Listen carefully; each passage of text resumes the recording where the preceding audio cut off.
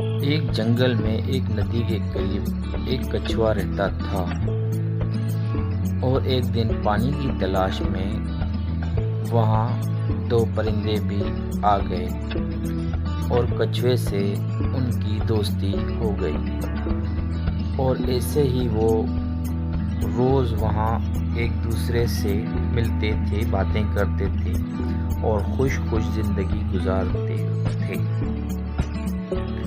ایک دن بارش نہ ہونے کی وجہ سے پانی کی قلت اور خشک سالی بڑھتی جا رہی تھی۔ جنگل کے سب جانور وہاں سے کسی اور جگہ جانے لگے، تو ایک دن وہ پرندے کچھوے کے پاس آئے اور بولے، ہمیں اجازت دیں، ہم اب جا رہے ہیں۔ تو کچھوا بولا، دوست، اس مشکل وقت میں آپ مجھے اکیلے چھوڑ کر کہاں جا رہے ہیں؟ آپ لوگ تو میرے اچھے دوست ہیں۔ تو وہ پرندے اس کچھوے کی بات غور سے سننے لگے۔ تو کچھوے نے کہا، میں بھی آپ لوگوں کے ساتھ چلوں گا۔ پرندوں نے کہا، کیسے؟ آپ تو اڑ بھی نہیں سکتے۔ تو کچھوا بولا، میرے پاس ایک ترکیب ہے۔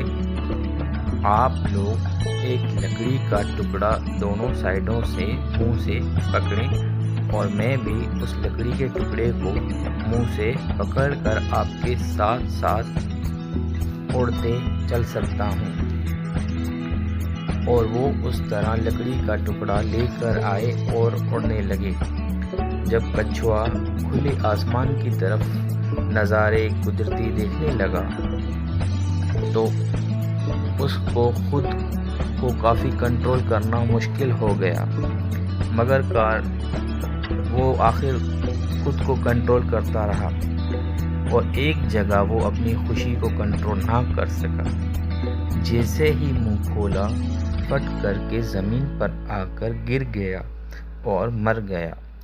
دونوں پرندوں کو کافی افسوس ہوا اپنے دوست کا، اور وہ آپس میں بولنے لگے کہ کاش کچھوا اپنا منہ بند رکھتا تو اپنی منزل میں خیریت سے ہمارے ساتھ پہنچ سکتا تھا، مگر ایسا نہیں ہوا۔